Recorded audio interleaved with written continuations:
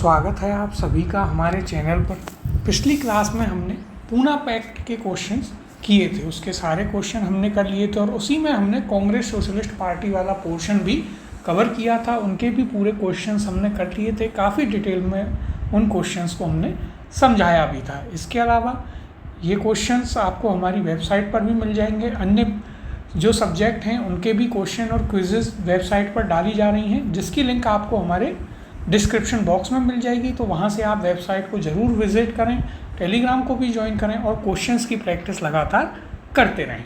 आज की इस क्लास में हम अपना नया टॉपिक स्टार्ट करेंगे और आपका टॉपिक है प्रांतीय चुनाव, यानी कि प्रोविंशियल इलेक्शन। जो 1937 में प्रांतीय चुनाव हुए थे, उनके ऊपर क्वेश्चंस को हम करने जा रहे हैं। तो शुरुआत करते हैं अपने पहले प्रश्न के साथ। 1937 में संपन्न विधानसभा चुनावों में इंडियन नेशनल कांग्रेस को निम्न में से किस प्रांत में पूर्ण बहुमत नहीं मिला था? ऑप्शन है आपके पास, ए मध्य प्रांत में, ऑप्शन बी है बिहार में, ऑप्शन सी है पंजाब में, या फिर ऑप्शन डी मद्रास में। इसका सही उत्तर होगा ऑप्शन नंबर सी, पंजाब में।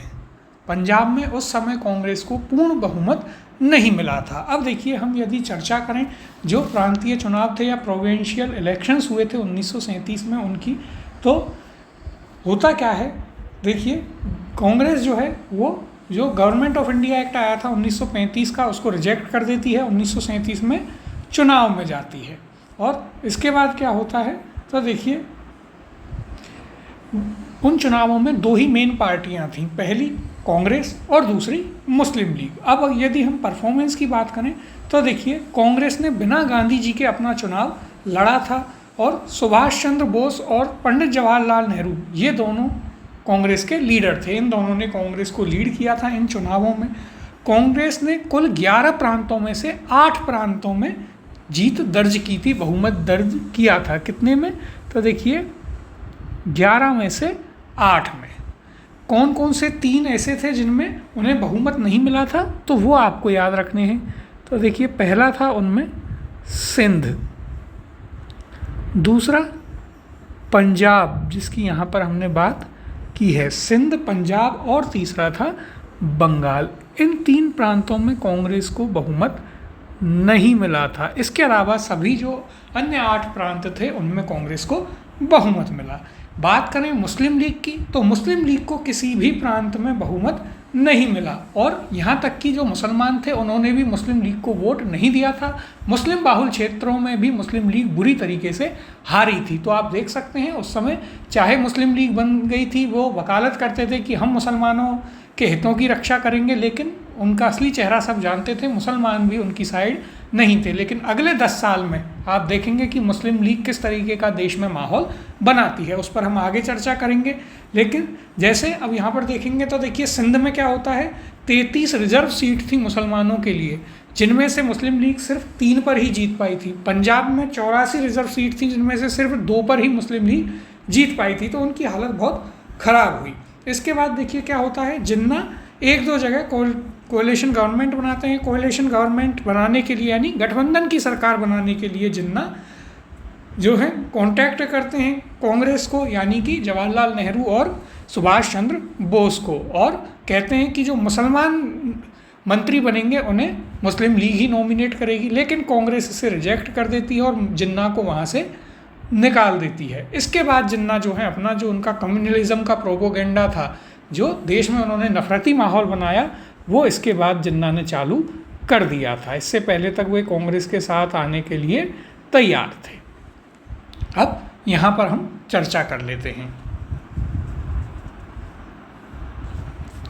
तो देखिए वर्ष 1935 के भारत सरकार अधिनियम, जो कि हमने आपको बताया गवर्नमेंट ऑफ इंडिया एक्ट 1935 को कांग्रेस ने रिजेक्ट कर दिया था, लेकिन उसके आधार पर 1937 में प्रांतीय विधानमंडलों के चुनाव हुए, जिनमें कांग्रेस ने अपने प्रतिद्वंदी दलों का सफाया करते हुए 5 प्रांतों मद्रास, बिहार, मध्य प्रांत एवं बरार और संयुक्त प्रांत में और उड़ीसा में पूर्ण बहुमत प्राप्त किया। इसके अलावा कांग्रेस बम्बई, असम और उत्तर पश्चिम जो प्रोविंस था उस समय का, वहाँ पर एक बड़े दल के रूप में उभरी थी, लेकिन उसको पूर्ण बहुमत नहीं मिला था। तो देखिए यहाँ पर यदि हम बात करें तो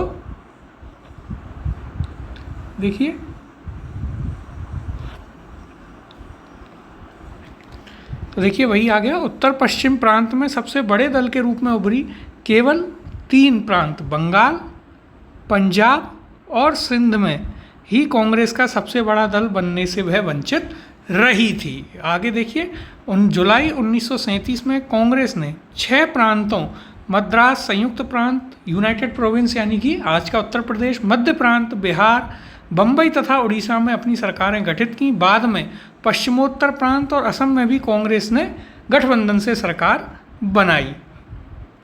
तो ये आपको यहाँ पर याद रखना है। इसके अलावा जो इनकी कहानी थी वो भी हमने आपको बताई, मुस्लिम लीग का प्रदर्शन कितना बेकार रहा वह भी आपको यहाँ दिखेगा। लेकिन इसके बाद में जब चुनाव होते हैं तो मुस्लिम लीग का प्रदर्शन बहुत ही शानदार होता है। लेकिन 1937 में जो सरकार बनती है उसमें कांग्रेस बहुत ही शानदार काम करती है लोगों के लिए। कुछ चीज़ों पर लोग कांग्रेस से सहमत भी नहीं होते हैं उसमें, क्योंकि कांग्रेस की भी कुछ लिमिटेशंस थी, जितने उनको अधिकार दिए गए थे उन पर उन्होंने पूरा काम किया था। लेकिन जो चीज़ उनके अधिकार से बाहर थी उन पर कांग्रेस कार्य नहीं कर पाई थी, इसलिए लोगों में थोड़ी सी नाराज़गी भी थी कांग्रेस के प्रति। अब अगले प्रश्न की ओर चलते हैं। प्रांतीय सरकारों का गठन निम्नलिखित में से किस अधिनियम के तहत किया गया था?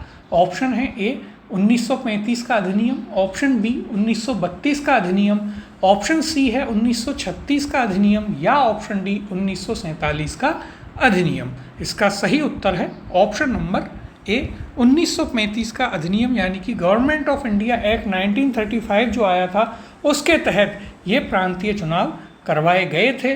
भारत सरकार का जो अधिनियम था उसके तहत फरवरी 1937 में ये चुनाव होते हैं, जिनमें से हमने आपको बताया 8 जो प्रांत थे, 11 में से 8 प्रांतों में कांग्रेस को काफ़ी अच्छी सीटें मिली, बहुमत मिला। 5 प्रांतों में उन्होंने अपने दम पर सरकार बनाई, सिर्फ 3 में ही वो नहीं जीत पाए थे। कौन कौन से 3, उनके नाम आपको ज़रूर वहाँ पर याद रखने हैं। बंगाल, पंजाब और सिंध, इन 3 प्रांतों में कांग्रेस अपनी सरकार नहीं बना पाई थी। अगला प्रश्न है, 1935 के अधिनियम के तहत कराए गए विधानसभा चुनावों में किस राज्य में कांग्रेस ने पूर्ण बहुमत नहीं प्राप्त किया? ऑप्शन है आपके पास ए मद्रास में, बी बिहार में, सी उड़ीसा में, या ऑप्शन डी बंगाल में। तो देखिए इसका सही उत्तर है ऑप्शन नंबर डी बंगाल में, जो कि हमने आपको बताया कि बंगाल में कांग्रेस पूर्ण बहुमत प्राप्त करने में असफल रही थी। इसके अलावा और कहाँ टोटल 3 प्रांत थे, कौन कौन से? बंगाल, सिंध और कौन सा था? सिंध के साथ था पंजाब। इन 3 प्रांतों में कांग्रेस को बहुमत नहीं मिला था। बाकी के 8 जो प्रांत थे 11 में से, उनमें पूर्ण बहुमत कांग्रेस को मिला था। मुस्लिम लीग को एक भी प्रांत में बहुमत नहीं मिला था। मुस्लिम बाहुल्य सीटों पर भी मुस्लिम लीग चुनाव नहीं जीत पाई थी। अगला प्रश्न देखते हैं।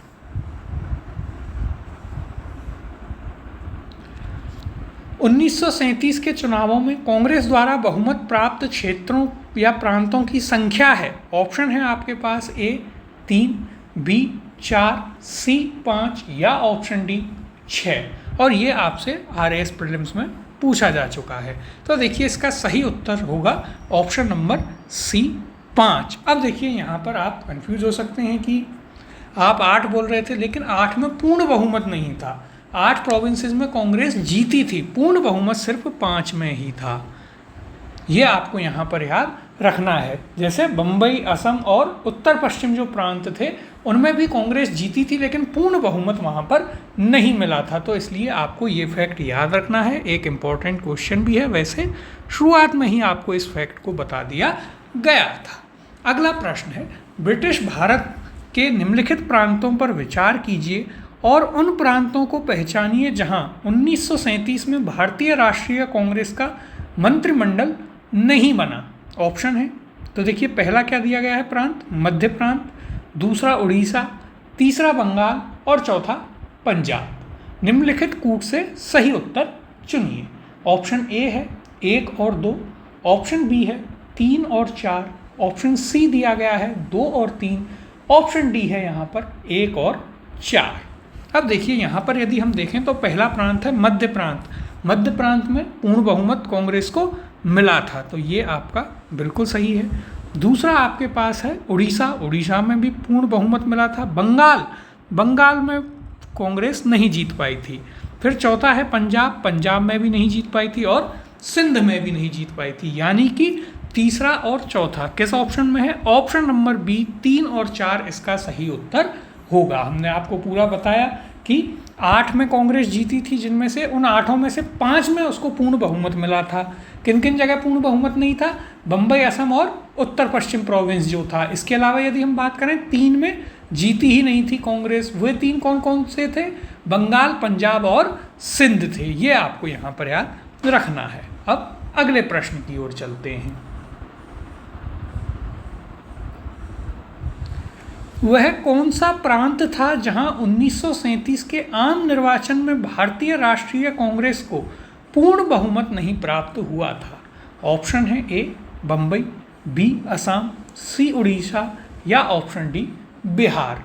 तो देखिए यहाँ पर यदि आपने ध्यान से सुना होगा तो ये आपका क्वेश्चन होगा डिलीट। क्यों? क्योंकि देखिए बम्बई में भी पूर्ण बहुमत नहीं मिला और असम में भी नहीं मिला था। तो यहाँ पर 2 जगह ऐसी दे रखी हैं जहाँ पूर्ण बहुमत नहीं मिला था। इसके अलावा उत्तर पश्चिम प्रांत यानी नॉर्थ वेस्टर्न जो प्रोविंस था वहाँ पर भी नहीं मिला था। तो यहाँ पर ए एंड बी ये दोनों इसके उत्तर होंगे। क्योंकि हमने आपको बताया 11 में से 8 जगह जीती थी और उन 8 में से 3 जगह पूर्ण बहुमत नहीं था। उन 3 जगहों में बम्बई, असम और उत्तर पश्चिमी प्रांत आते हैं। अगला प्रश्न है वह प्रांत जहां 1937 के आम चुनाव के बाद भारतीय राष्ट्रीय कांग्रेस ने अपनी सरकार नहीं बनाई। ऑप्शन देखते हैं A Bengal, B Bihar, C Madras या ऑप्शन डी उड़ीसा। इसका सही उत्तर है option number A Bengal. Bengal में कांग्रेस नहीं जीती थी। तो हमने आपको बताया 3 जगह नहीं जीती थी, पंजाब, सिंध, बंगाल, और यहाँ पर कांग्रेस जो है सरकार नहीं बना पाई थी। बाकी यदि हम बात करें जैसे बम्बई, असम, इन जगहों पर कांग्रेस को पूर्ण बहुमत नहीं था, लेकिन उसने गठबंधन की सरकार वहाँ पर बना ली थी। अब देखिए यहाँ पर हम बात कर लेते हैं। जुलाई 1937 के दौरान 6 प्रांतों में भारतीय राष्ट्रीय कांग्रेस ने अपने मंत्रिमंडल गठित किए। कौन कौन से 6 राज्य? मद्रास, बम्बई, मध्य प्रांत, उड़ीसा, बिहार और संयुक्त प्रांत में। बाद में पश्चिमोत्तर प्रांत और असम में भी कांग्रेस ने अन्य सहयोगियों के साथ मिलकर गठबंधन मंत्रिमंडल तैयार कर लिए थे, लेकिन बंगाल में कांग्रेस की सरकार नहीं बन पाई थी। अगला प्रश्न देखते हैं। वर्ष 1937 के चुनावों में कितने प्रांतों में कांग्रेस का मंत्रिमंडल बना था? ऑप्शन है आपके पास यहाँ पर ए 11, बी 9, सी 6 या ऑप्शन डी 3। तो देखिए इसका सही उत्तर यहाँ पर आप यदि माने तो इन ऑप्शंस में से इसका सही उत्तर होगा कितना? 6। तो ऑप्शन नंबर सी इसका यहाँ पर सही उत्तर होगा। 6 प्रांतों में उसने अपनी सरकार शुरुआत में बना ली थी, लेकिन यदि बात करें तो बाद में सिर्फ बंगाल को छोड़कर बाकी सब में भी बना ली थी। तो यहाँ पर थोड़ा डिस्प्यूटेड क्वेश्चन है ये, लेकिन आपको इसे याद रखना है। अब देखिए यहाँ पर यदि हम चर्चा करें तो वर्ष 1935 के भारत सरकार अधिनियम के आधार पर फरवरी 1937 में प्रांतीय विधानमंडलों के चुनाव होते हैं, जिनमें कांग्रेस ने अपने प्रतिद्वंदी दलों का सफाया करते हुए 5 प्रांतों, कौन कौन से? मद्रास, बिहार, संयुक्त प्रांत, मध्य प्रांत, बरार, उड़ीसा, इनमें पूर्ण बहुमत प्राप्त किया। लेकिन बम्बई, असम और उत्तर पश्चिमी प्रांत में सबसे बड़े दल के रूप में उभरी, लेकिन पूर्ण बहुमत नहीं था।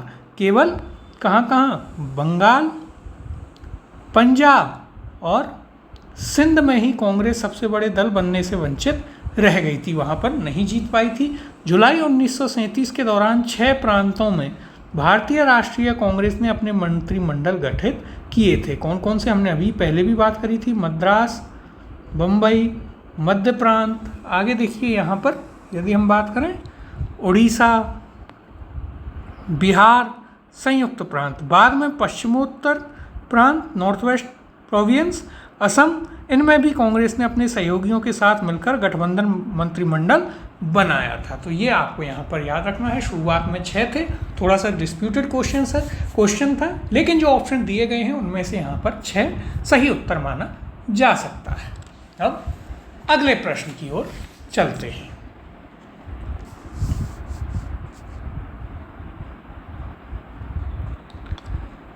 निम्न में से किस एक प्रदेश में 1935 के अधिनियम के अंतर्गत कांग्रेस की मंत्रिपरिषद गठित नहीं हुआ था? ऑप्शन है A Bihar, option B Madras, option C Orissa या ऑप्शन डी पंजाब। और देखिए ये आपसे यूपीएससी प्रीलिम्स में भी पूछ लिया गया है।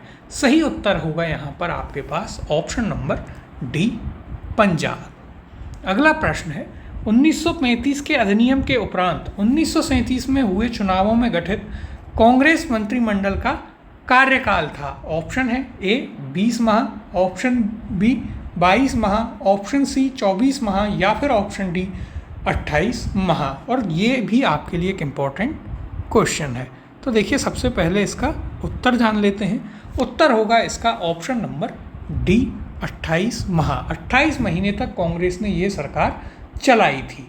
लेकिन बाद में क्या होता है, तो देखिए जब द्वितीय विश्व युद्ध प्रारंभ होता है 1939 में, तब अंग्रेज़ों ने बिना पूछे भारत को उसमें एक पार्टी बना दिया था, यानी कि भारत भी युद्ध लड़ेगा अंग्रेज़ों की तरफ से, ऐसा अंग्रेज़ों ने ऐलान कर दिया था। इसके विरोध में 22 अक्टूबर 1939 को कांग्रेस की सभी सरकारों ने इस्तीफा दे दिया था। डेट आप ज़रूर याद रखें, कब की डेट है, तो देखिए डेट थी 22 अक्टूबर 1939। अब आप इसे यदि इतिहास में पढ़ेंगे तो एक गलती भी मान सकते हैं, क्योंकि इसके बाद ही जिन्ना को और मुस्लिम लीग को पनपने का मौका मिल गया था। तो वह भी आप एक तरीके से मान सकते हैं कि गलती थी। लेकिन उस समय यदि देश हित आप देखें और विरोध करना, तो उस हिसाब से ये सबसे अच्छा एक कदम उस समय का माना जाएगा कि बहुत उन्होंने देश हित के लिए एक कदम उठाया, अपने राष्ट्रवादी सोच को इसके थ्रू दर्शाया कि आप हमसे बिना पूछे हमें युद्ध में नहीं झोंक सकते, हमारे लोग भी मारे जाएंगे,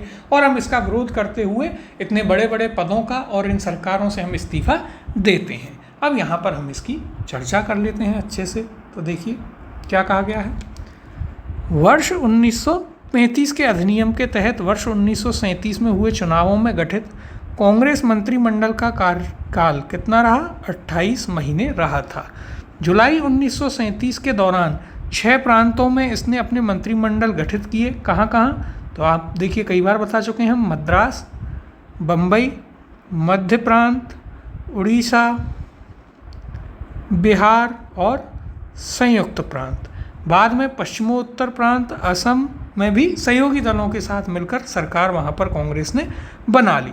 द्वितीय विश्व युद्ध में भारतीयों की स्वीकृति के बगैर ब्रिटेन द्वारा भारत को शामिल किए जाने के विरोध में, अब देखिए इंपॉर्टेंट डेट हमने आपको बताई, 22 अक्टूबर 1939 को सभी कांग्रेसी मंत्रिमंडलों ने त्यागपत्र दे दिया। कांग्रेसी मंत्रिमंडलों के त्यागपत्र देने की खुशी में जिन्ना द्वारा भारत के सभी मुसलमानों से 22 दिसंबर को मुक्ति दिवस यानी कि डे ऑफ डिलीवरेंस मनाने का आह्वान किया गया। और जब यहाँ पर कांग्रेस की सरकार चल रही थी तब भी जिन्ना कहते घूमते थे कि ये सरकार तो हिंदू राज है और इसमें मुस्लिम सेफ नहीं है। इस तरीके से उन्होंने अपना प्रोपोगेंडा फैलाना चालू कर दिया। उनका कहना था कि भाई हम मुसलमानों को रिप्रेजेंट करते, हमने यही तो मांगा था कि मुसलमान मंत्री हमसे ही पूछकर बनाए जाएं, उसके लिए भी कांग्रेस ने मना कर दिया। इसका मतलब ये सिर्फ हिंदुओं का राज चाहते हैं। इस प्रकार से अलगाव की बातें वहाँ से जिन्ना ने शुरू कर दी थी।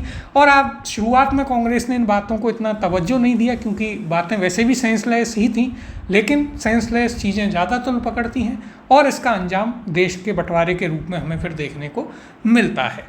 यदि हम बात करें, देखिए कि कांग्रेस की जब सरकार बनी तो कांग्रेस ने क्या क्या कार्य किए, तो देखिए सबसे पहले उन्होंने जो सिविल राइट्स थे, लोगों के जो अधिकार थे, वो उनके लिए काफ़ी कांग्रेस सरकार ने उस समय काम किया था। जितनी भी किताबें, अखबार और जोन से संगठन जो थे उन पर बैन लगाया था अंग्रेज़ों ने, उन सभी को वापस बहाल किया कांग्रेस सरकार जहाँ जहाँ बनी। इसके अलावा उन्होंने हिंदुस्तान सेवा दल, यूथ लीग और कांग्रेस और मुस्लिम लीग की जो यूथ विंग थी उन पर से भी बैन कांग्रेस ने हटाया अपनी सरकार में। तो देखिए उनकी, आप देख सकते हैं मुस्लिम लीग की यूथ विंग से भी वो बैन हटा रहे हैं, तो उनके साथ भी उनकी कोई दुश्मनी नहीं थी। इसके अलावा उन्होंने और कई सारे रिफॉर्म किए। इसके अलावा वेलफेयर के काफ़ी काम किए, लोगों के उद्धार के काफ़ी काम किए, हरिजनों के लिए काफ़ी काम किए, स्कॉलरशिप की स्कीमें चलाई उस समय कांग्रेस की सरकार ने, और मज़दूरों के लिए भी जहाँ तक हो सका कुछ कानून बनाए, और खेती के लिए भी काम किए। लेकिन इन सभी की एक लिमिट थी, पूर्ण रूप से ये नहीं हो पाए थे। उसके कारण भी ये थे कि इन सभी सरकारों के पास बहुत लिमिटेड ही अधिकार थे, क्योंकि पूरे अधिकार तो वायसरॉय के पास थे, वीटो पूरी उनके पास थी। तो जितनी भी इनकी लिमिट में था वो इन्होंने पूरा कार्य किया था। उससे कहीं ना कहीं लोग खुश भी हुए, लेकिन लोगों में थोड़ी निराशा भी थी, क्योंकि जितनी लोगों की अपेक्षाएं थीं उनको ये पूरा नहीं कर पा रहे थे। उसका कारण ये था कि इनके खुद के हाथ बंधे हुए थे, इनके पास लिमिटेड अधिकार थे। अब अगला प्रश्न देखते हैं। 1937 में प्रांतों में मंत्रिमंडल के निर्माण के उपरांत कांग्रेस का शासन कितने महीने चला था? ऑप्शन है ए 28 महीने, ऑप्शन बी 29 महीने, ऑप्शन सी 30 महीने, या फिर ऑप्शन डी 31 महीने। सही उत्तर है आपका ऑप्शन नंबर ए 28 महीने। कब रिजाइन दिया था? डेट आपको याद रखनी है। क्या थी डेट? तो देखिए इंपॉर्टेंट डेट है, पुनः बता देते हैं। 22 अक्टूबर 1939 को कांग्रेस की सभी सरकारों ने इस्तीफा दे दिया। कारण क्या था? कि हिंदुस्तानियों से बिना पूछे भारत को द्वितीय विश्व युद्ध में नामित करना।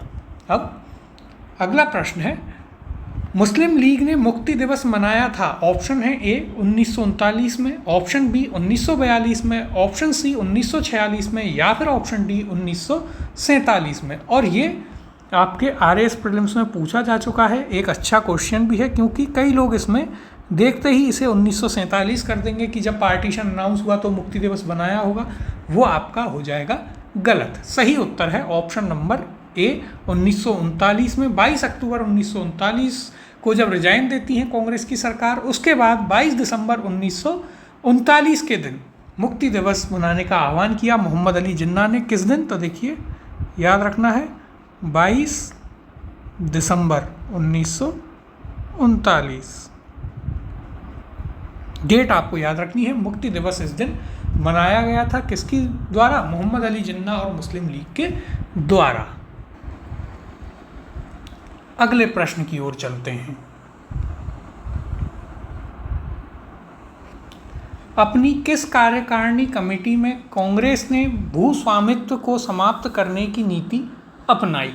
ऑप्शन है ए कार्यकारिणी कमेटी 1937, ऑप्शन बी कार्यकारिणी कमेटी 1942, ऑप्शन सी कार्यकारिणी कमेटी 1945, या ऑप्शन डी कार्यकारिणी कमेटी 1946। अब देखिए कार्यकारिणी कमेटी यानी कि क्या हो गया? कांग्रेस वर्किंग कमेटी की यहाँ पर बात हो रही है। किस अधिवेशन में ये बनाई गई थी? ये हम आपको कांग्रेस वाले चैप्टर में पढ़ा चुके हैं, तो वो आप कमेंट में आंसर कीजिएगा। इस प्रश्न का उत्तर होगा ऑप्शन नंबर ए कार्यकारिणी कमेटी 1937 में भू स्वामित्व को समाप्त करने की नीति जो है अपनाई गई थी कांग्रेस के द्वारा। अब यहाँ पर यदि हम इसके बारे में बात करें तो देखिए भारतीय राष्ट्रीय कांग्रेस की कार्यकारिणी कमेटी ने वर्ष 1937 में भू स्वामित्व को समाप्त करने की नीति अपनाई। संयुक्त प्रांत और बिहार में कांग्रेस सरकारों द्वारा काश्तकारी बिल पारित किए गए। सभी कांग्रेस शासित प्रांतों में कृषकों को साहूकारों के चंगुल से बचाने तथा सिंचाई सुविधाओं को बेहतर बनाने के प्रयास किए गए थे। तो इसलिए कांग्रेस ने जब सरकार बनाई, भले ही 28 महीने की सरकार थी, लेकिन कांग्रेस ने उसमें ये प्रूव कर दिया था, साबित कर दिया था कि वो देश को चलाने की और सरकार चलाने की क्षमता बखूबी रखती है और देश के लोगों के लिए, उनके हित के लिए काफ़ी अच्छे से काम कर सकती है। काफ़ी सारे काम हमने आपको बताए भी। इसके अलावा यहाँ भी आप देख सकते हैं कि उन्होंने जो किसान थे, मजदूर थे, उनके लिए भी काम काफ़ी किए थे।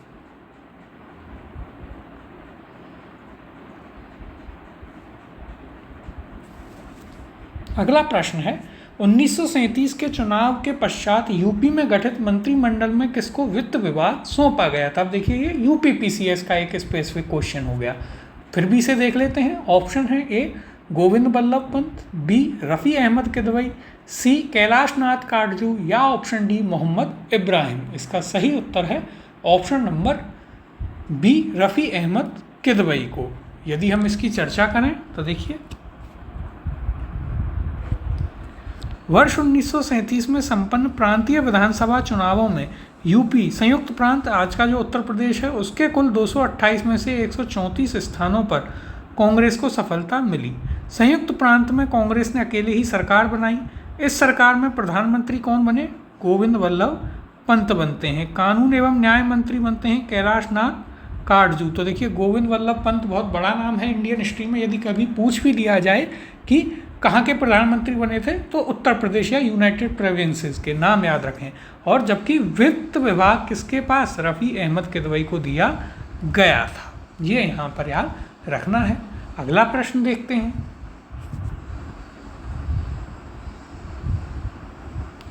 कांग्रेस प्रशासित प्रदेशों में मुस्लिमों की शिकायतों से संबंधी रिपोर्टों पर विचार कीजिए। 1 पीरपुर रिपोर्ट, 2 शरीफ रिपोर्ट, 3 मुस्लिम सफरिंग अंडर कांग्रेस रूल। नीचे दिए गए कूट से रिपोर्टों का सही कालानुक्रम का चयन कीजिए। तो देखिए, ऑप्शन है ए 1 2 3, बी 2 1 3, सी 3 1 2 या ऑप्शन डी 1 3 2। तो देखिए, यहाँ पर यदि हम बात करें तो सबसे पहले पीरपुर रिपोर्ट दी गई है, ये 1938 में थी।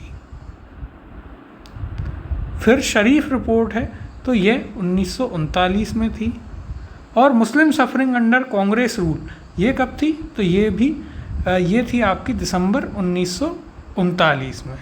यानी कि 1 2 3 यही इसका सही क्रम हो जाएगा। तो इसका सही उत्तर है ऑप्शन नंबर ए 1 2 3, ये इसका यहाँ पर सही क्रम होगा। तो देखिए, अभी यदि यहाँ पर हम चर्चा करें तो कांग्रेस प्रशासित प्रदेशों में मुस्लिमों की शिकायतों से संबंधित रिपोर्टों का कालानुक्रम इस प्रकार है। पीरपुर रिपोर्ट 1938, शरीफ रिपोर्ट मार्च 1939 और फजलुल हक रिपोर्ट या मुस्लिम सफरिंग अंडर कांग्रेस रूल दिसंबर 1939 में ये रिपोर्ट जारी की गई थी। क्योंकि देखिए, अब मुस्लिम लीग जो है वो इतनी सीटें जीत नहीं पाई थी, तो मुस्लिम लीग को अब कैसे भी यह चाहिए था कि वो अपनी जगह कैसे बनाए। तो अपनी जगह बनाने के लिए मुस्लिम लीग क्या करती है?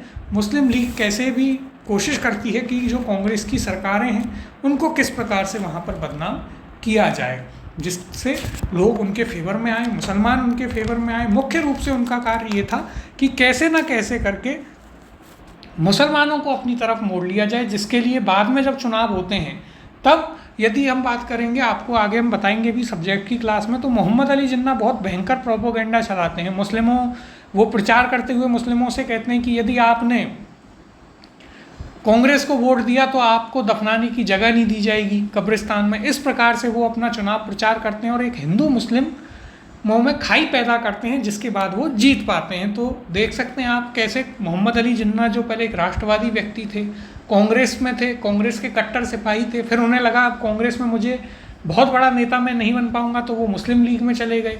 वहाँ के बाद फिर वो उन्हें लगा कि अब तो भारत में मेरी राजनीति होगी ही नहीं, क्योंकि यहाँ हिंदू ज़्यादा हैं। तो उन्होंने किस प्रकार से देश को एक अंधकार की तरफ ढकेला, वो भी आप देख सकते हैं। और अंत में अपने मंसूबे में भी कामयाब हुए, पाकिस्तान बनाया।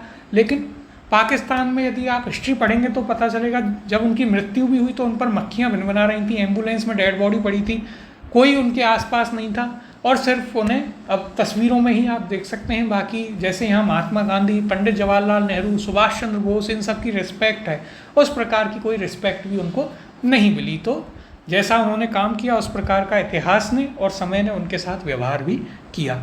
तो यहाँ पर देखिए, आपका ये जो टॉपिक है जिसमें हमने प्रांतीय चुनावों की बात की है, ये टॉपिक यहाँ पर पूरा हो जाता है। इसके बाद अब हम इसी वीडियो में क्वेश्चंस को कंटिन्यू करेंगे और अब हम क्वेश्चंस करेंगे कांग्रेस के त्रिपुरी संकट के ऊपर। किसके ऊपर बात करेंगे? 1939 में ही आपका कांग्रेस का त्रिपुरी संकट हुआ था। तो अब हम इसके ऊपर यहाँ पर चर्चा करेंगे। शुरुआत कर लेते हैं इसके पहले प्रश्न के साथ और फिर इसकी हम आपको पूरी कहानी बताएंगे। फिर आगे चलकर सुभाष चंद्र बोस की भी पूरी कहानी हम आपको बताएंगे। तो पहले प्रश्न को देखते हैं। 1938 में भारतीय राष्ट्रीय कांग्रेस के अध्यक्ष निर्वाचित हुए। ऑप्शन है ए अबुल कलाम आज़ाद, बी सुभाष चंद्र बोस, सी पट्टाभी सीतारमैया या ऑप्शन डी जेबी कृपलानी। सही उत्तर है आपका option number B Subhash Chandra Bose. Subhash Chandra Bose जो है 1938 में कांग्रेस का हरिपुरा अधिवेशन होता है, हरिपुरा सेशन या हरिपुरा अधिवेशन के नाम से आप इसे जानते हैं, उसमें सुभाष चंद्र बोस 1938 में क्या बनते हैं, कांग्रेस के अध्यक्ष बनते हैं। बाद में 1939 में भी वो चुनाव लड़ते हैं। अब यदि यहाँ पर हम बात करें तो देखिए, और इन्होंने क्या किया, जब 1938 में सुभाष चंद्र बोस कांग्रेस के अध्यक्ष बनते हैं, प्रेसिडेंट बनते हैं, तो कांग्रेस का जो ऑर्गेनाइजेशन है उस लेवल पर उन्होंने काफ़ी चेंजेस करने चाहे, काफ़ी बदलाव करने चाहे। जो गांधी जी के सपोर्टर लोग थे वो इन चीज़ों से खुश नहीं थे, इसलिए वो चाहते थे, जो गांधी जी के सपोर्टर थे, कि 1939 में जो त्रिपुरी का सेशन होगा उसमें सुभाष बोस को अध्यक्ष पद से हटा दिया जाए। लेकिन सुभाष बोस और उनके साथ जो लोग थे वो चाहते थे कि वो दोबारा उसमें प्रेसिडेंट बने। गांधी जी पट्टाभी सीतारमैया को सपोर्ट करते हैं इस चुनाव में, लेकिन होता क्या है कि चुनाव में सुभाष चंद्र बोस जीत जाते हैं। और क्योंकि सुभाष चंद्र बोस के साथ कौन थे, जवाहरलाल नेहरू थे, जवाहरलाल नेहरू के साथ पूरी यूथ ब्रिगेड थी, तो युवा लोग जो हैं सुभाष चंद्र बोस को जिता देते हैं। अब होता क्या है, जो कांग्रेस की वर्किंग कमेटी थी उसने सुभाष चंद्र बोस पर एक रिजोल्यूशन पास कर दिया।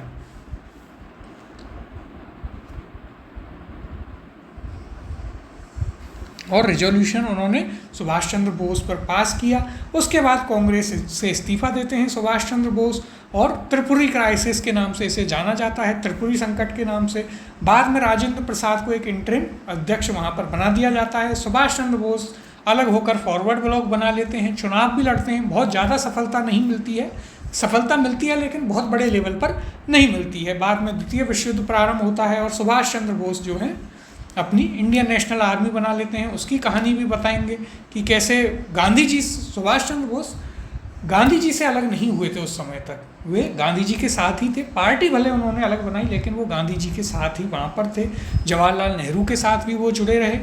ये पूरी कहानी हम सब्जेक्टिव क्लास में डिस्कस करेंगे। अभी यहाँ पर यदि हम चर्चा करें तो देखिए, कांग्रेस के हरिपुरा जो कि गुजरात में है, हरिपुरा अधिवेशन में जो फरवरी 1938 में हुआ, सुभाष चंद्र बोस निर्विरोध अध्यक्ष निर्वाचित हुए।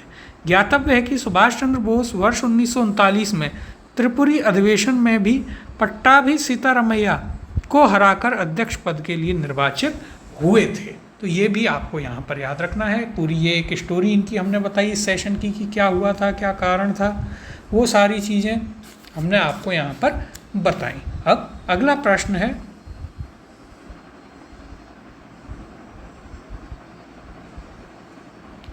भारतीय राष्ट्रीय कांग्रेस के हरिपुरा अधिवेशन की अध्यक्षता निम्नलिखित में से किसने की थी? ऑप्शन है ए CR दास ने, ऑप्शन बी JB कृपलानी ने, ऑप्शन सी सुभाष चंद्र बोस ने, या फिर ऑप्शन डी जवाहरलाल नेहरू ने। सही उत्तर है ऑप्शन नंबर सी सुभाष चंद्र बोस ने। अगले प्रश्न की ओर चलते हैं। हरिपुरा, जहां भारतीय राष्ट्रीय कांग्रेस का वार्षिक अधिवेशन 1938 में सुभाष चंद्र बोस की अध्यक्षता में हुआ था, वह निम्नांकित राज्य में स्थित है। तो यहाँ पर पूछा गया है हरिपुरा किस राज्य में स्थित है? ऑप्शन है ए गुजरात में, ऑप्शन बी मध्य प्रदेश में, ऑप्शन सी महाराष्ट्र में, या ऑप्शन डी राजस्थान में। तो हमने आपको शुरुआत में ही बताया हरिपुरा कहाँ स्थित है, गुजरात में। तो ऑप्शन नंबर ए गुजरात यहाँ पर सही उत्तर होगा।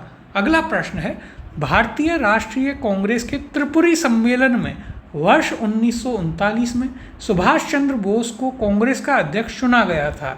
यह त्रिपुरी कहाँ स्थित है, यानी कि त्रिपुरी किस राज्य में स्थित है? ऑप्शन देखते हैं, A Calcutta, option B Pune, option C Jabalpur Madhya Pradesh, या ऑप्शन डी अहमदाबाद। इसका सही उत्तर है ऑप्शन नंबर सी जबलपुर। और जबलपुर कहाँ है? जबलपुर है आपका मध्य प्रदेश में। तो त्रिपुरी कहाँ पर है? जबलपुर मध्य प्रदेश में। यह है आपको याद रखना है। आगे देखिए, यदि हम बात करें यहाँ पर, तो वर्ष 1939 के त्रिपुरी सम्मेलन में अध्यक्ष पद हेतु चुनाव में सुभाष चंद्र बोस गांधी जी समर्थित पट्टाभी सीतारमैया से 1377 मतों के मुकाबले 1580 मतों से जीते। त्रिपुरी कहाँ? जबलपुर मध्य प्रदेश में स्थित है, जो कि हमने आपको अभी बताया अभी।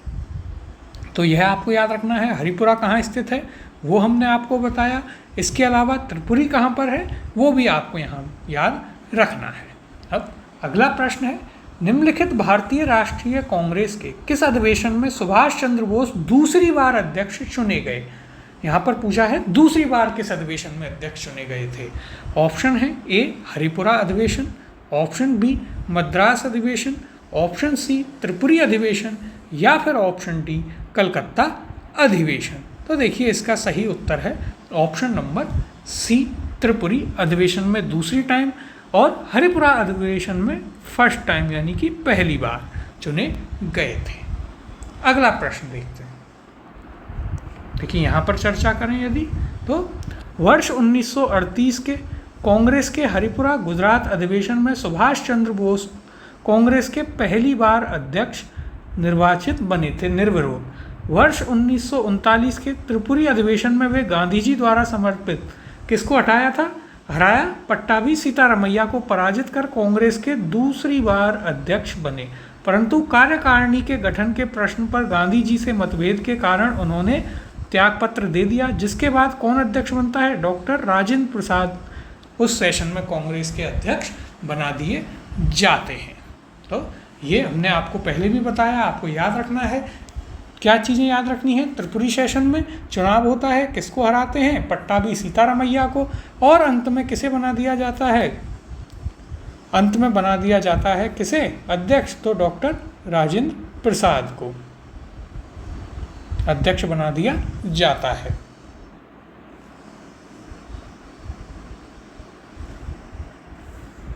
अब अगला प्रश्न देखते हैं। भारतीय राष्ट्रीय कांग्रेस का त्रिपुरी सम्मेलन कब आयोजित हुआ था जिसमें नेताजी सुभाष चंद्र बोस कांग्रेस के अध्यक्ष मनोनीत किए गए थे? ऑप्शन है ए 1936, ऑप्शन बी 1937, ऑप्शन सी 1938 या फिर ऑप्शन डी 1939। इसका सही उत्तर है ऑप्शन नंबर डी 1939 में। 1938 में हरिपुरा सेशन होता है, पहली बार उसमें सुभाष चंद्र बोस कांग्रेस के अध्यक्ष बनते हैं, निर्विरोध वो जीतते हैं।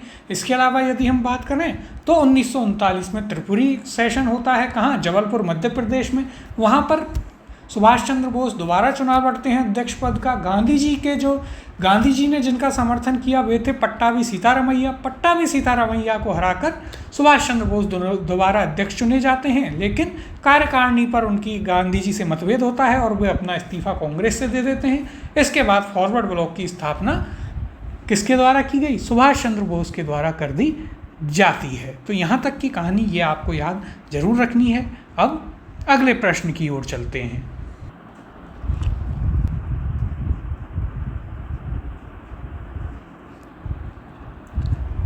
नेताजी सुभाष चंद्र बोस भारतीय राष्ट्रीय कांग्रेस के अध्यक्ष किनको हराकर बने?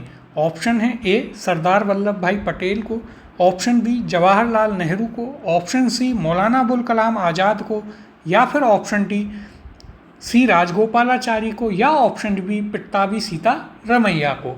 सही उत्तर है इसका ऑप्शन नंबर ई, पट्टाभी सीतारमैया को हराकर सुभाष चंद्र बोस भारतीय राष्ट्रीय कांग्रेस के क्या बने थे? अध्यक्ष बने थे। गांधी जी ने समर्थन किया था पट्टाभी सीतारमैया को, उसके बावजूद सुभाष चंद्र बोस ने उन्हें हरा दिया और वे अध्यक्ष चुने गए थे। बाद में वे वहाँ से इस्तीफा अपना दे देते हैं और फिर फॉरवर्ड ब्लॉक करके अपनी पार्टी सुभाष चंद्र बोस बना लेते हैं। अगला प्रश्न है, निम्नलिखित में से भारतीय राष्ट्रीय कांग्रेस के किस अधिवेशन में कांग्रेस अध्यक्ष के चुनाव में सुभाष चंद्र बोस ने पट्टाभी सीतारमैया को पराजित किया था? ऑप्शन है ए हरिपुरा अधिवेशन 1938, ऑप्शन बी त्रिपुरी अधिवेशन 1939, ऑप्शन सी लाहौर अधिवेशन 1929 या फिर ऑप्शन डी मद्रास अधिवेशन 1927। तो देखिए सही उत्तर होगा ऑप्शन नंबर बी, त्रिपुरी अधिवेशन 1939 में पट्टाभी सीतारमैया को सुभाष चंद्र बोस ने हराया था। यदि बात करें हरिपुरा अधिवेशन की तो देखिए इसमें सुभाष चंद्र बोस जो हैं वो कैसे जीते थे? सुभाष चंद्र बोस इसमें निर्विरोध यानी कि अनअपोज्ड यहाँ पर जीते थे। यह भी एक पॉइंट आपको याद रखना है कि यहाँ पर निर्विरोध सुभाष चंद्र बोस जीते थे 1938 के हरिपुरा अधिवेशन में। अगला प्रश्न है, सुभाष चंद्र बोस के त्यागपत्र के बाद भारतीय राष्ट्रीय कांग्रेस का अध्यक्ष कौन हुआ? ऑप्शन है A Maulana Abul Kalam Azad, B Pattabhi Sitaramayya, C Rajendra Prasad या ऑप्शन डी सरदार पटेल। सही उत्तर है option number C, doctor Rajendra Prasad को फिर कांग्रेस का अध्यक्ष वहां पर बनाया गया था जब सुभाष चंद्र बोस ने इस्तीफा दे दिया था। अगला प्रश्न देखते हैं, कांग्रेस के त्रिपुरी अधिवेशन के पश्चात सुभाष चंद्र बोस और दक्षिणपंथी का समस्त झगड़ा किस प्रश्न पर केंद्रित हो गया? ऑप्शन है ए कांग्रेस कार्यकारिणी समिति का गठन, ऑप्शन बी देशी राज्यों के प्रति नीति, ऑप्शन सी केंद्र सरकार के प्रति रुख या ऑप्शन डी कांग्रेस समाजवादी दल के सदस्यों की दोहरी सदस्यता। और ये आपसे आरएएस प्रीलिम्स में भी पूछा जा चुका है। तो देखिए, हमने जो आपको पूरी कहानी बताई, यदि वो आपने सुनी है, सही से समझा, तो आपको इस प्रश्न का उत्तर आसानी से आ जाएगा। और इसका सही उत्तर है ऑप्शन नंबर ए। कांग्रेस कार्यकारिणी समिति की जो गठन था उसको लेकर के विवाद होता है, और क्योंकि सुभाष चंद्र बोस उसमें कुछ नए रिफॉर्म करना चाहते थे, नए लोगों को लेना चाहते थे, नए प्रकार से चीज़ें करना चाहते थे, उसको लेकर के विवाद होता है। और उसके बाद एक रिजोल्यूशन लाया जाता है सुभाष चंद्र बोस के खिलाफ। सुभाष चंद्र बोस फिर कांग्रेस को छोड़ देते हैं और फॉरवर्ड ब्लॉक की स्थापना कर लेते हैं। अब देखिए, यहाँ पर हम चर्चा कर लेते हैं डिटेल में कि आखिर हुआ क्या था। तो देखिए, कांग्रेस के त्रिपुरी अधिवेशन के पश्चात सुभाष चंद्र बोस और कांग्रेस के दक्षिणपंथी नेताओं का समस्त झगड़ा कांग्रेस कार्यकारिणी समिति के गठन के प्रश्न पर केंद्रित हो गया था। आगे देखिए, गोविंद वल्लभ पंत जो कि यूनाइटेड प्रोविंसेस के प्रधानमंत्री भी बने थे, उनके द्वारा प्रस्ताव प्रस्तुत कर सुभाष चंद्र बोस से कहा गया कि वे गांधी जी की इच्छा के अनुसार अपनी कार्य समिति बनाएं, परंतु गांधी जी ने इसे अस्वीकार कर सुभाष से अपनी मर्जी की कार्य समिति बनाने के लिए कहा। सुभाष चंद्र बोस चाहते थे कि कांग्रेस कार्य समिति में नए विचारों के लोग हों, परंतु वे अपनी कार्य समिति की घोषणा भी नहीं कर रहे थे। वस्तुतः वे चाहते थे कि आने वाले संघर्ष का नेतृत्व तो गांधी जी करें, परंतु संघर्ष की रणनीति सुभाष चंद्र बोस और वामपंथी समूह तय करें, किंतु गांधी जी इसके लिए राजी नहीं हुए। अंततः सुभाष चंद्र बोस ने कांग्रेस अध्यक्ष पद से इस्तीफा दे दिया। तो देखिए, ये पूरी कहानी थी। आसानी से हम इसको समझाते हैं क्या कहानी थी। तो देखिए, होता क्या है कि त्रिपुरी में पहले तो इस चीज़ पर वो हो जाता है कि हम सुभाष चंद्र बोस इस बार निर्विरोध नहीं बनते हैं, गांधी जी सपोर्ट कर देते हैं पट्टाभी सीतारामैया का और चुनाव होता है, लेकिन सुभाष चंद्र बोस चुनाव को जीत जाते हैं। अब बात आती है कार्यकारिणी की गठन की, यानी कि वर्किंग कमेटी जो होगी उसका गठन करना था। उसको लेकर सुभाष चंद्र बोस और जो दक्षिणपंथी नेता थे, यानी कि साउथ इंडिया के जो नेता थे, उनके बीच में झगड़ा हो जाता है। कारण क्या रहता है? कारण ये होता है कि सुभाष चंद्र बोस नए लोगों को लाना चाहते थे, उस पर भी सब राजी हो गए, लेकिन सुभाष चंद्र बोस उस कार्यकारिणी की घोषणा ही नहीं कर रहे थे। इसके बाद यदि हम बात करें तो गोविंद वल्लभ पंत जो थे वो एक प्रस्ताव देते हैं कि सुभाष चंद्र बोस जो हैं गांधी जी की इच्छा अनुसार अपनी कार्य समिति बनाएं, यानी कि अध्यक्ष तो सुभाष चंद्र बोस हैं, लेकिन जो गांधी जी कहें वो सुभाष चंद्र बोस करते जाएं। लेकिन हम सभी जानते हैं सुभाष चंद्र बोस का जो तेवर था वो इसके लिए राजी भी नहीं थे, और गांधी जी ने भी इस चीज़ के लिए मना कर दिया कि भाई जब अध्यक्ष सुभाष चंद्र बोस चुने गए हैं तो वो अपनी कार्यकारिणी अपने हिसाब से बनाएंगे, मैं उसमें कोई दखल अंदाजी नहीं करूँगा। लेकिन सुभाष चंद्र बोस वो कार्यकारिणी नहीं बना रहे थे। सुभाष चंद्र बोस क्या चाहते थे कि जब आगे कांग्रेस के जो भी संघर्ष हों या आंदोलन चले उसका नेतृत्व गांधी जी करें, लेकिन उनकी रणनीति कौन बनाए? सुभाष चंद्र बोस। और गांधी जी कह रहे थे कि भाई यदि आप चाहते हैं मैं नेतृत्व करूं तो रणनीति भी मैं ही बनाऊंगा। इस चीज़ पर मतभेद हो गया और अंत में सुभाष चंद्र बोस ने इस्तीफा अपना दे दिया कांग्रेस से। ये पूरी कहानी थी जो आपको आसानी से समझ में आई होगी। अब चूंकि ये कहानी आपको समझ में आ गई है तो ये फैक्ट भी आपको अच्छे से याद रहेंगे। अगले प्रश्न की ओर चलते हैं।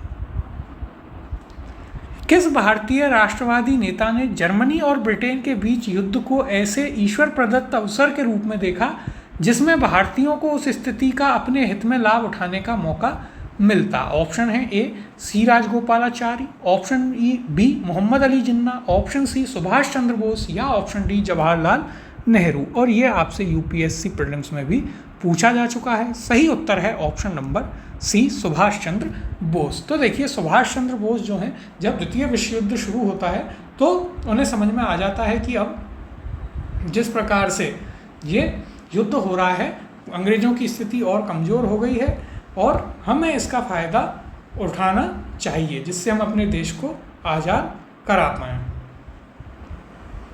ऐसा सुभाष चंद्र बोस का मानना भी था। अब यहाँ पर चर्चा कर लेते हैं।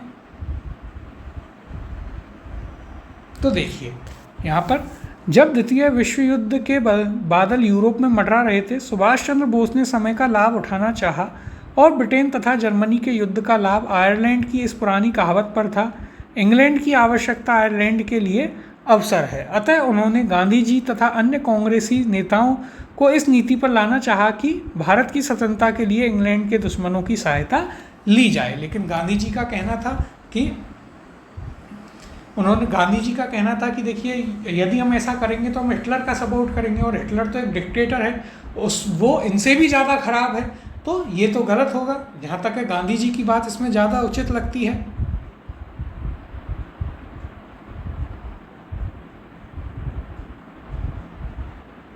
तो अंत में गांधी जी की बात को माना गया और सुभाष चंद्र बोस जो हैं वो अपनी इंडियन नेशनल आर्मी, भारतीय राष्ट्रीय आर्मी वहाँ पर खड़ा कर लेते हैं। इसकी भी हम बात करेंगे आपसे कि पहले एक बार जब द्वितीय विश्व युद्ध के बादल मंडराते हैं, गांधी जी के पास जवाहरलाल नेहरू और सुभाष चंद्र बोस दोनों जाते हैं। सुभाष चंद्र बोस कांग्रेस से अलग हो गए थे लेकिन उनकी दोस्ती बरकरार थी जवाहरलाल नेहरू के साथ, दोनों पक्के दोस्त थे, तो उनके साथ चर्चा होती रहती थी। गांधी जी से भी वो मिलते रहते थे। गांधी जी के पास जाते हैं, सुभाष अपना आइडिया देते हैं, सुभाष चंद्र बोस, गांधी जी उसको रिजेक्ट करते हैं, दोनों में थोड़ा माहौल गर्म होता है और जवाहरलाल नेहरू जो कि वकील थे, बहुत ही चतुराई से बात करते हुए वहाँ पर उस जो माहौल था उसको शांत कर लेते हैं। और बाकी की कहानी हम आपकी सब्जेक्टिव क्लास में करेंगे। तो ये थी हमारी आज की क्लास। इसमें हमने आपके दो टॉपिक कर लिए हैं, एक प्रांतीय चुनाव और दूसरा कांग्रेस का त्रिपुरी संकट। ये दोनों पोर्शन हमने इसमें पूरे कर लिए हैं। अब जो आपकी अगली क्लास होगी उसमें हम आपके नए टॉपिक्स को करेंगे जिसमें हम व्यक्तिगत सत्याग्रह लेंगे, इसके अलावा क्रिप्स मिशन को लेंगे। उन दो टॉपिक्स को हम करेंगे। तब तक आप आराम से क्लासेस को देखिए और वेबसाइट पर जो क्विज़ेस डाली गई हैं उनको ज़रूर अटेम्प्ट कीजिएगा। मिलते हैं अगली क्लास में।